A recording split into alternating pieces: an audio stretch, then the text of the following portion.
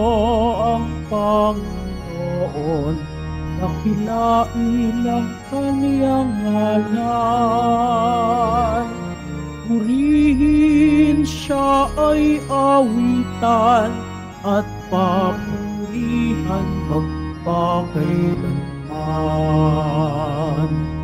Purihin siya ay awitan at papurihan magpakailanman.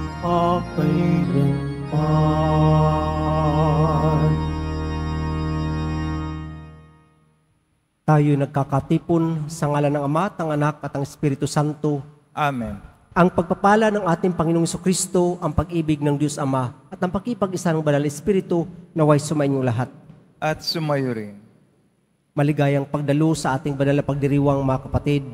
Ating ngayong aminin ang ating mga kasalanan upang tayo maging marapat sa ating banal na pagdiriwang. Sinugong tagapagpagaling sa mga nagsisisi, Panginoon, kaawaan mo kami. Panginoon, kaawaan mo kami.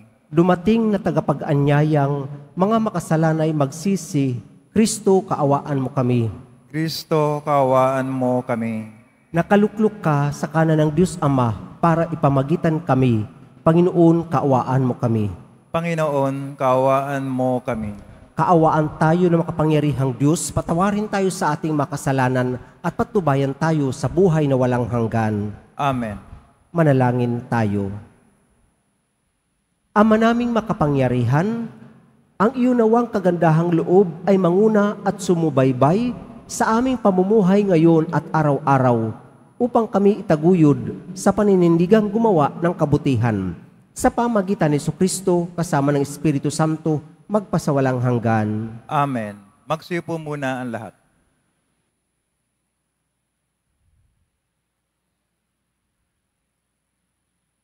Pagbasa mula sa sulat ni Apostol San Pablo sa mga taga-Efeso.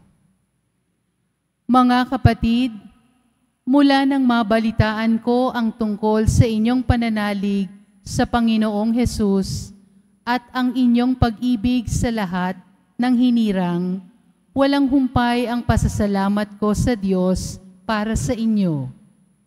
Inaalala ko kayo sa aking panalangin at hinihiling sa Diyos na ating Panginoong Hesukristo, ang dakilang Ama, na pagkalooban niya kayo ng espiritu ng karunungan at ng tunay na pagkakakilala sa Kanya.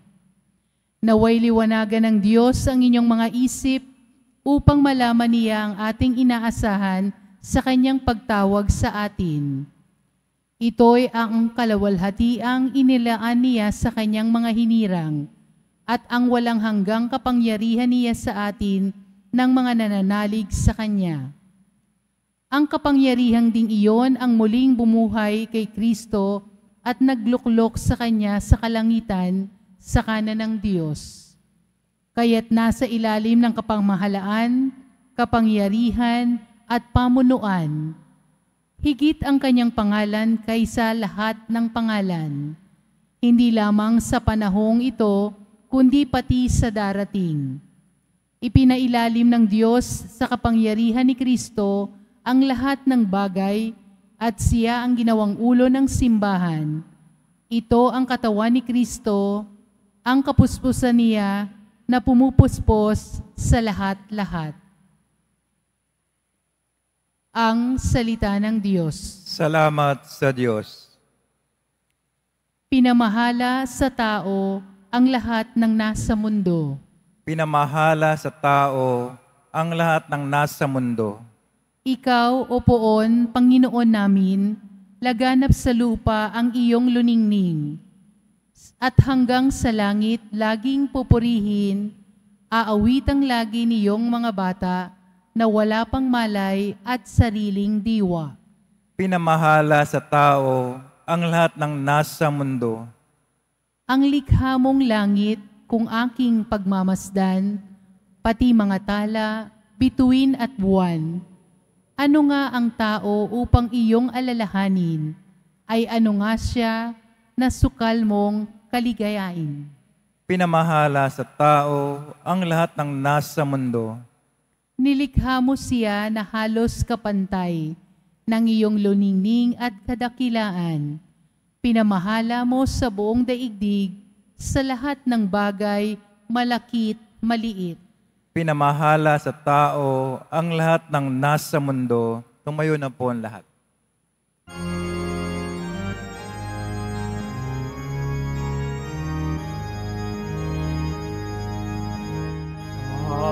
Hallelujah, Hallelujah, Hallelujah, Hallelujah.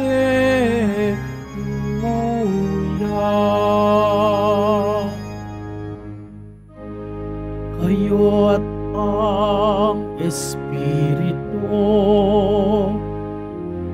ang siyang magpapatotoo tungkol sa aral ni Kristo. Hallelujah, Hallelujah,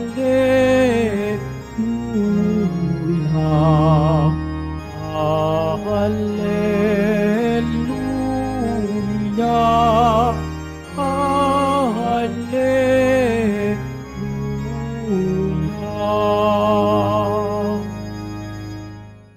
Sumainyo ang Panginoon. At sumayo rin. Ang mabuting balita ng Panginoon ayon kay San Lucas. Papuri sa iyo, Panginoon. Noong panahong iyon, sinabi ni Jesus sa kanyang mga alagad, "Sinasabi ko sa inyo, ang sino mang kumilala sa akin sa harapan ng mga tao, ay kikilanlin din naman ng anak ng tao sa harapan ng mga anghel ng Diyos. Ngunit ang magtatwa sa akin sa harapan ng mga tao, ay tatatwa ko rin naman sa harapan ng mga anghel ng Diyos. Ang sino mang magsalita laban sa anak ng tao ay mapapatawad. Ngunit ang lumait sa Espiritu Santo ay hindi mapapatawad. Kapag kayo'y dinala nila sa sinagoga o sa harapan ng mga tagapamahala at ng mga may kapangyarihan upang litisin, huwag ninyong isipin kung paano ninyo ipagtatanggol ang sarili o kung ano ang inyong sasabihin, sapagkat sa oras na yun, ang Espiritu Santo ang magtuturo sa inyo kung ano ang dapat ninyong sabihin." Mga kapatid, ang mabuting balita ng ating kaligtasan. Pinupuri ka namin, Panginoong Jesucristo. Magsiyo po muna ang lahat. Magandang good morning sa inyong lahat, mga kapatid. Ang ating ebanghelyo ay nagsasabi sa atin, nagpapaalala kung paano ang ating, kumbaga, pagrelasyon sa ating Panginoon. Ang pagkilala sa Kanya, ang pagmamalaki sa Kanyang pangalan upang Siya ay ating ibahagi. At Kanyang sinambit na kung Siya ay kikilanlin natin, tayo ay Kanyang, kumbaga, kikilanlin din, ngunit kung sino man ang magtatwa sa Kanya sa harapan ng mga tao, itatatwa niya din. Kung baga pagsasabi, di po ba, kung tayo ay Kristiyano, ating ipagmamalaki na tayo ay alagad ng Panginoong Hesukristo, alagad ng Puong Nazareno, at ang Kanyang mga gawa, ay ating susundan. Pero meron siyang sinabi dito na ang sino mang magsalita laban sa anak ng tao ay mapapatawad. Ngunit ang lumait sa Espiritu Santo ay hindi mapapatawad. Kumbaga ang tanong natin, naku, paano yun? Paano yan kung paano ko malalaman na ako ay lumalait na sa banal na Espiritu? Ang paglait sa Espiritu Santo ay pagsasabi na siya ay walang magagawa sa atin, hindi niya tayo mapapatawad, at hindi niya tayo matutulungan. Kung baga, itinatwa din natin siya na hindi tayo kayang patawarin. Pero ang tanong, Meron bang hindi kayang patawarin ng Diyos kung tayo ay hihingi ng tawad? Sa ating mga magulang, anong kasalanan ang hindi napatawad ng ating magulang kung tayo ay lalapit, magsusumamo, magpapakumbaba, aaminin ang ating kasalanan at sasabihin natin, sorry po, nagkasala po ako. Ganon din sa ating Panginoong Diyos, sa Espiritu Santo. Ang hindi kayang patawarin ng Diyos ay yung mga kasalanan na ayaw nating ihingi ng tawad. Yung ating pagmamalaki na sasabihin natin, kaya kong sarili ko, I can manage. Hindi po. Magpakumbaba lamang tayo, aminin, dagukan ang sarili, ihiling, patawarin mo ako, Panginoon. Ako po ay nagkasala. Pinagdudahan ko ang iyong kapangyarihan, ang iyong kabutihan, na ako ay inyong mapapatawad. Nagsusumamo po ako. Sigurado ko, patatawarin tayo. At ang banal na Espiritu na siyang kumikilos sa atin, nagbibigay sa atin ng inspirasyon kung paano tayo mamumuhay ng mabuti, tanggapin natin siya sa ating buhay. Bakit? Pag hindi natin siya pinapasok sa ating buhay, kapag yung empty space na yan sa ating puso, mayroong papasok yan na hindi mabuti. Siya ba ang tatanggapin natin, yung masamang espiritu na pwedeng, kumbaga, pumasok sa atin? Sa ngalan ni Jesus, sasabihin natin sa masamang espiritu, umalis ka sa akin. Sa ngalan ni Jesus, umalis ka sa akin. At imbitahan natin ang banal na espiritu. Halina, banal na espiritu. Pumanig ka, angkinin mo ako, pumasok ka sa aking buhay. Ako ay iyong akuin, ako ay iyong yakapin, tanggapin. Kaya naman, sa harap ng mga pagsubok, pwede nating masambit ang lakas ng loob na sinasabi ng ating Panginoong Jesucristo sa harapan ng mga pagsubok. Kapag kayo'y dinala sa sinagoga o sa harapan ng mga tagapamahala at ng mga may kapangyarihan upang litisin, huwag ninyong isipin kung paano ninyo ipagtatanggol ang inyong sarili o kung ano ang inyong sasabihin, sapagkat sa oras na yun, ang Espiritu Santo ang magtuturo sa inyo kung ano ang dapat ninyong sabihin. Hindi po ba napakabuti? Napakabuti ng Diyos na ang kanyang Espiritu ay ipinagkakalob niya sa atin upang maging gabay natin, maging kapiling, kasama-kasama sa araw-araw. Tapat po ang Diyos. Kung sinabi ni Jesus sa Matthew 28, verse 20, tandaan ninyo, ako'y laging sa inyo hanggang sa katapusan ng sandaigdigan. Nangyayari ito sa pamagitan ng banal na Espiritu na nagpapabanal sa bawat isa sa atin. Tumayo na po ang lahat.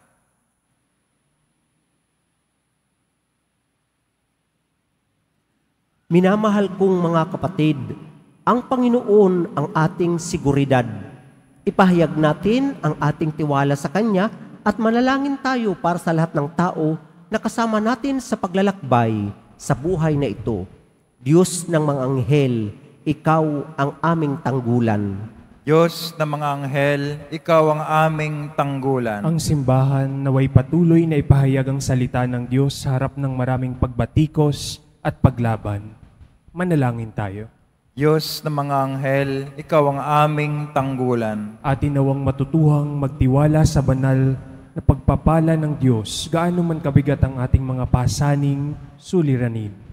Manalangin tayo. Diyos ng mga anghel, Ikaw ang aming tanggulan. Ang mga walang hanap buhay, naway makakita ng trabaho at kumita ng kanilang ikabubuhay ng marangal. Manalangin tayo. Diyos ng mga anghel, Ikaw ang aming tanggulan. Ang mga nabibigatan sa kakasakit, naway makatagpo ng kasiyahan sa pag-ibig at tiwala ng mga nag-aaruga sa kanila.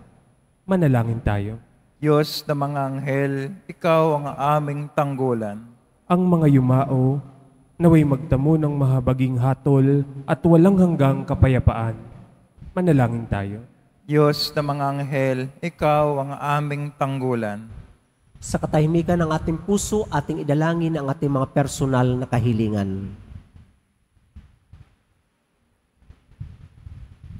Ama naming nasa langit, tulungan mo kaming manatiling tapat sa iyong salita upang magkaroon kami ng lakas na magpatuloy pasanin ang mga kahirapan.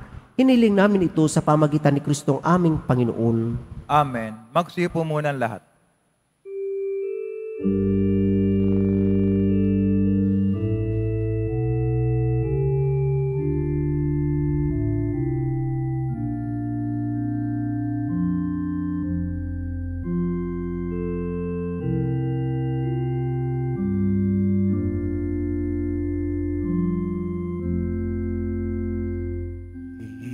Itong tinapay at alak na mula sa'yo, muling ihain sa kabutihan mo. Kunin at tanggapin alay sa'yo, pasasalamat ng puso.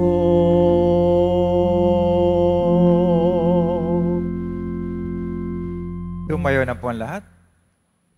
Manalangin kayo mga kapatid upang itong ating paghahain ay kalugran ng Diyos amang makapangyarihan sa lahat. Tanggapin nawa ng Panginoon itong paghahain sa iyong mga kamay sa kapuri niya at karangalan sa ating kapakinabangan at sa buong sambayan niyang banal. Manalangin tayo. Ama naming lumikha, tanggapin mo ang aming mga panalangin na sumasaliw sa aming paghahain upang sa ginaganap naming pagdiriwang kami makatawid sa kaluwalhatian sa pamagitan ni Jesucristo kasama ng Espiritu Santo magpasawalang hanggan. Amen. Sumainyo ang Panginoon, At sumayo rin. itaas sa Diyos ang inyong puso at diwa.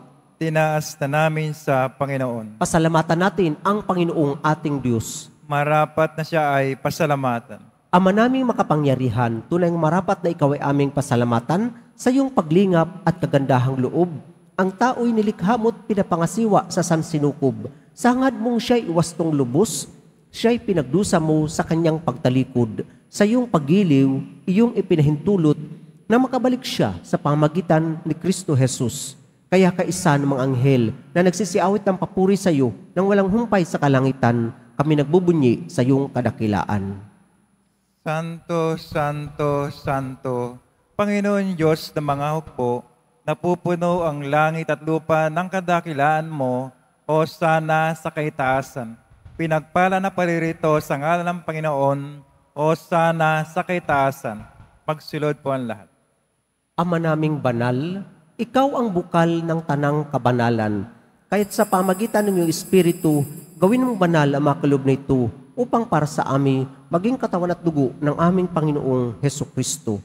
Bago niya pinagtiisang kusang loob na maging handog, hinawakan niya ang tinapay, pinasalamatan kanya, pinaghati-hati niya yun, iniabot sa kanyang mga alagad at sinabi, tanggapin ninyong lahat ito at kanin. Ito ang aking katawan na ihandog para sa inyo.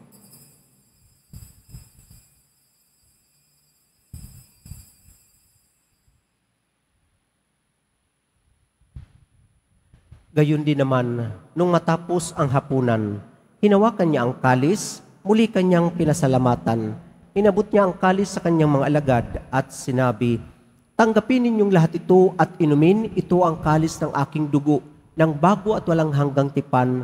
Ang aking dugo ay bubuhos para sa inyo at para sa lahat sa ikapagpapatawad ng mga kasalanan. Gawin ninyo ito sa pag-alala sa akin.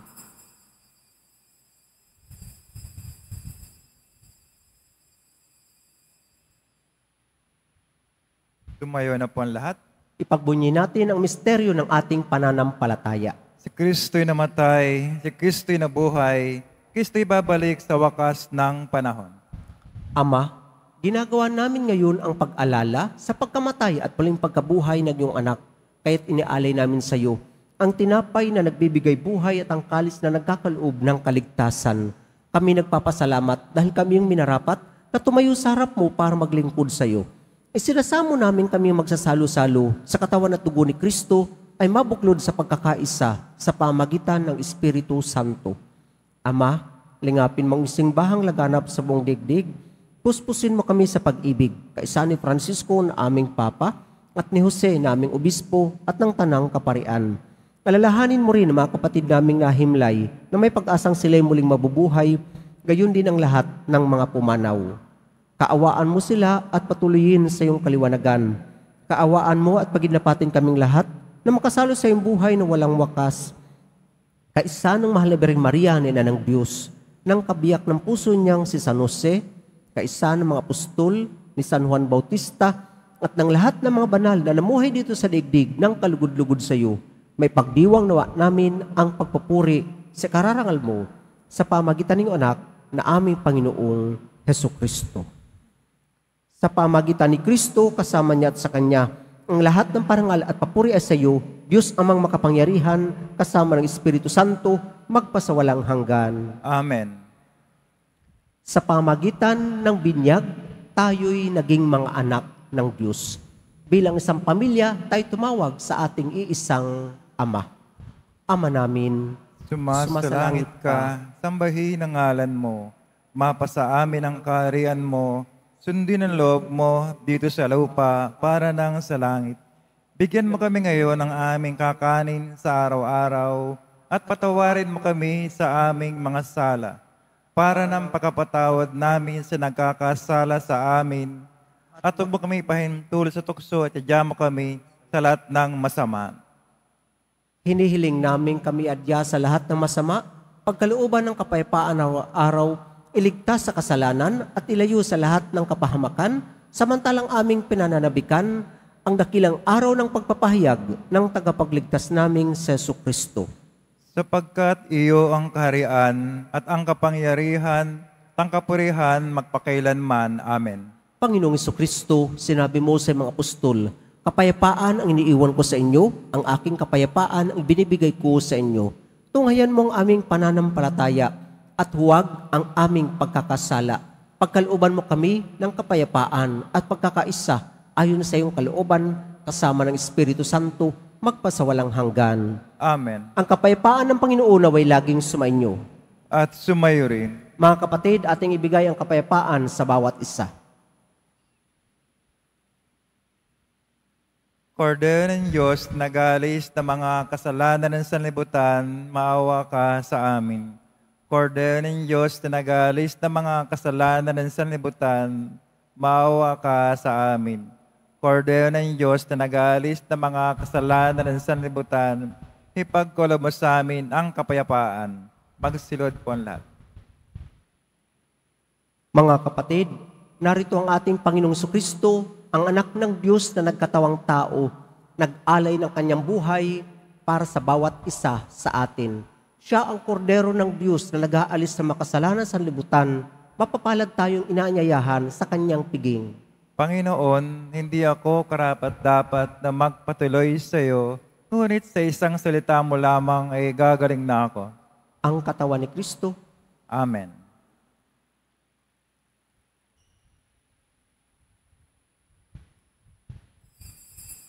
Para sa lahat ng tatanggap ng banal na komunyon, sasagot po tayo ng Amen pagkasabi ng pari o lay minister ng katawan ni Kristo at isubog at sa bibig bago umalis sa panampari o lay minister. Sumunod po tayo.